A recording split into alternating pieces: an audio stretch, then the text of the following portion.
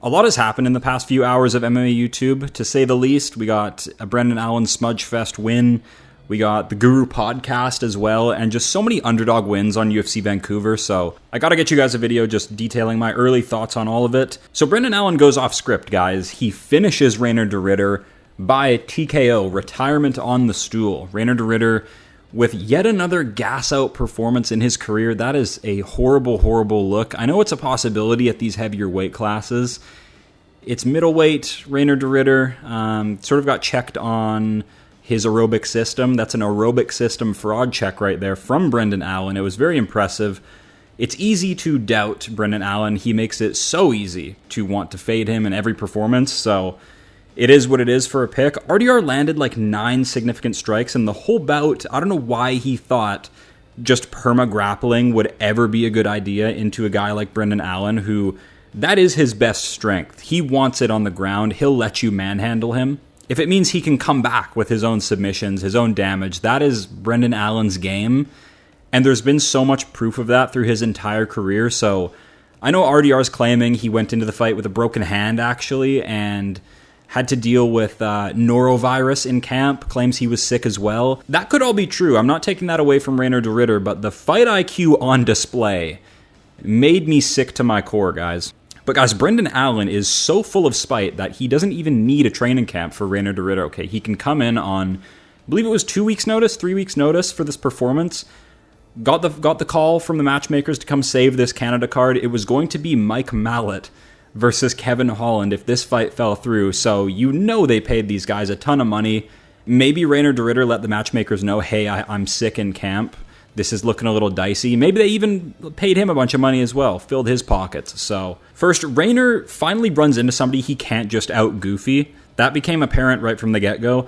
Last night before I went to bed, I thought to myself, maybe he was meant to lose to GM3 and the timeline just altered there. Maybe he was never UFC level to begin with, because a sub win over Kevin Holland, it's okay. It's okay. It's impressive. A TKO win over Bo Nickel seemed great at the time because Bo was undefeated and all this stuff, and he was getting a real good push from the UFC to become a superstar, and we all got to see that come crumbling down, and that was a beautiful thing to watch. But we haven't even seen Bo Nickel attempt a bounce back yet. Bo Nickel's coming back to fight Rodolfo Vieira. He could just fumble and get subbed. That's a huge possibility, so yeah, maybe we're giving the Bo Nickel win too much credit. But this one, fuck, all the clues were there to pick against Reinier de Ridder, but you literally have to pick against logic. Like, Brendan Allen is in on short notice, a short notice fill-in again to save a card. De Ridder only grappled in this fight. Like I said, 9 significant strikes. That ain't it, Chief. Look at the striking success so many people have had against Brendan Allen. You don't need to be a world beater. You can be a Chris Curtis and have striking success over Brendan Allen. It's not that hard. Use your Dutch kickboxing. What the hell? You have the most freakish Frankenstein build I've ever seen. I guess underneath that build that I talked up the physicality of Reinier de Ridder. Like, how can you prepare for this creature? You can't. But I completely neglected that he doesn't have a working aerobic system. He gassed out after a minute of going hard, and then the second round held that body triangle for a while. Completely gassed out, so he said he broke his hand in round 1, but that doesn't mean you just get to shut down and morph into this BJJ gremlin. Like, how about you use your kickboxing, man? And I do see this as a pretty big stain on Reinier de Ridder's career. One double champ, came over, went on his UFC run, but now has lost to Brendan Allen, lost all momentum. Because I was well aware of that going into this fight. I've made a whole video breaking down how shallow that gas tank really is and how people can exploit it. But I thought he would just fight smarter and understand Brendan Allen's style and, you know, not rush that finish, but just get it and just close the show like rounds 2 or 3 before the gas out set in. But no, Allen found a way back into it. Beautiful ground and pound and shit. All good. So final thoughts on Reinier de Ridder. Thank you for, you know, sticking on the card if you were sick, if you were injured moving into the fight, and accepting a short notice fill-in, because that is also a big part of it. So thank you for that, for making sure we didn't have Mike Mallet, Kevin Holland as the main event of UFC Vancouver, which almost ended, by the way, from Holland's shenanigans. We'll get into that later. That was awful. So thank you for keeping the event together, but sorry, sad performance. Please just go do a bounce back real quick. Please go submit Chris Curtis. or something like that, and then you'll be back in my good graces. Now the main man, Brendan Allen. What can we say? Monumental underdog win on short notice. This is what he needed, really. Having Reinier de Ridder on his record is a really good look because Brendan Allen's always been like a young, hardworking veteran. He's stumbled in the big fights, but he took a chance and came out with a huge reward here. And it's moments like this in the sport where I say to myself, what is the point of a training camp if you just overtrain, get sick, and look like shit in the fight? Because that happens lots. After 5 minutes in the fight, Reinier de Ridder was sort of gone by that point. It was quite pathetic, so I don't think Allen is massively leveled up by this. But it is a good look, and the UFC will reward him for stepping up. I guess we kind of know now for sure that you need to be some kind of a specialist to beat Brendan Allen. He lost to Chris Curtis and Sean Strickland, who specialize in takedown defense and boxing. He lost to Amavov, who has amazing French footwork, and he lost to Fluffy, who specializes in like pressure and control. And look, Brendan Allen rubs so many people the wrong way with his hyper fragility, shades of this like wannabe gangster energy. Like, can you please stop making it so hard to look past you? And Brendan Allen is always just so pissed off and cocky, saying, oh, this guy I lost to? Oh, I'm way better than him. Oh, the champ, make this fight. I'll show you what I can do. All this delusional cope. But in the context of an MMA fight, it's an advantage to be this way. I'll always take skilled retard over retarded skill. Do I think either of these guys reach the title right now? Not a chance, but props to Allen. You know, de Ridder's run is over. I thought it would take like a Caio Baralho, or I don't even know. Brendan Allen. What?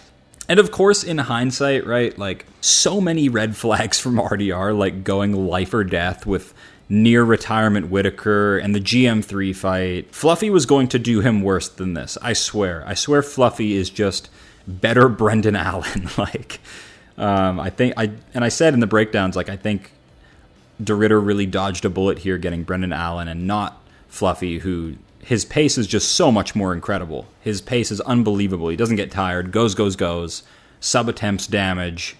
Honestly, similar to Brendan Allen, but just a different kind of wicked pressure comes with Anthony Fluffy Hernandez. So, and maybe de Ridder would have excelled at middleweight in a different timeline, but right now we have some like pretty talented wrestlers, grapplers, guys with high paces that are not going to let his shit gas tank slide. I'm sorry. This isn't exactly new information either. Everybody can go look up the Malacan performance. And yeah, now we have this as proof as well. So good luck against future middleweights. Back to Brendan Allen. I know Allen can look like he's on drugs out there sometimes, guys, but he is really good. To go out there and beat RDR without a tailored fight camp and just wing it like that is really impressive. I know he's got like Bilal with him. He's got some really good fighters helping him as well.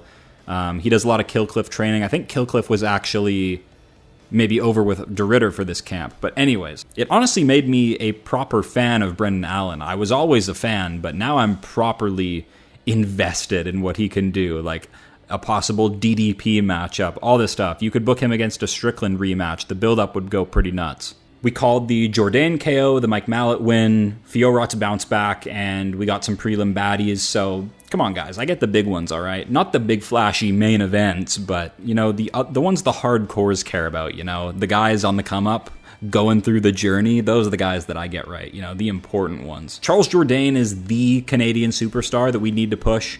Hopefully, he really excels at bantamweight. He looks great.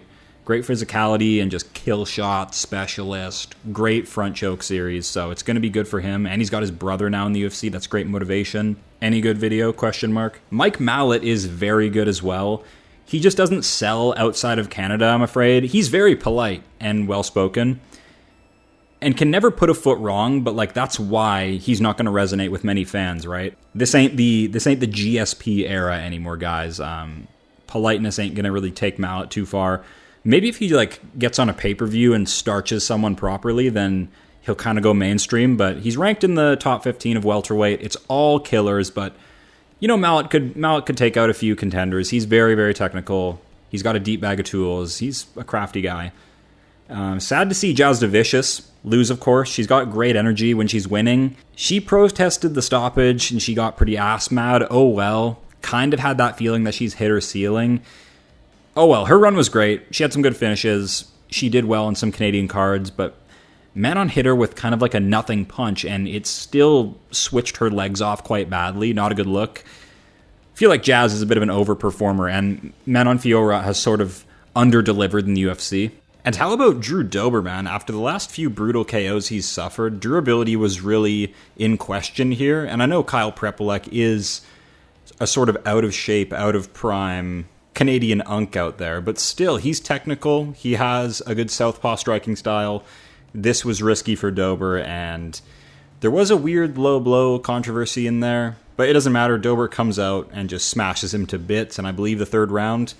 Awesome stuff for Dober. I heard he got some real bad news in training camp, so he's a G for not pulling out and making the show go on. Everybody loves Drew Dober. And he still looks, I don't know how old he is, but he still looks so young. Like, this dude is just blessed genetics-wise. He's got good looks, he speaks well, he's violent. Like, Drew Dober checks all the boxes. He's been here for over a decade. He has the lightweight KO record now. I would love for him to actually stick around and go on a run. I know it's kind of cope, but dude, Dober is awesome. He's been through so much. He's put on so many crazy good fights. Like, the list goes on. I can't even name them all.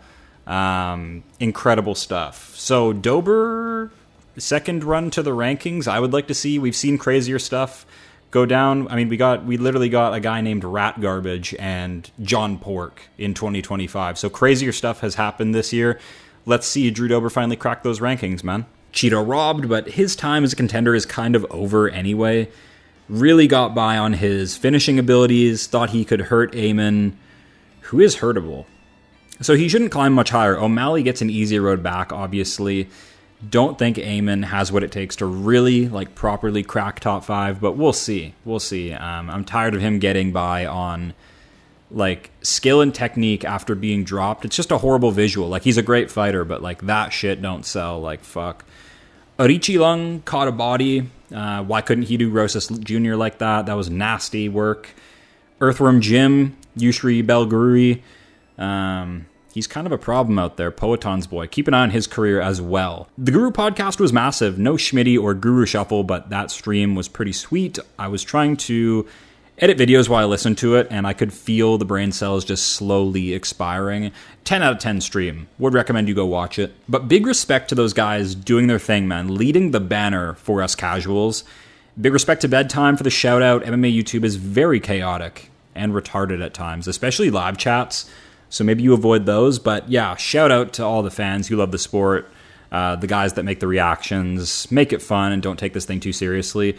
You guys are the best. Let's go for that. I think down the line, maybe I'll give live streaming a shot. We'll see. I kind of just got here, so we'll see what's next. Don't even think my internet can handle it after seeing Bedtime and Lucas slowly shift into 144p, but yeah, we'll see. That's it. As always, thank you guys for watching. I'll see you real soon.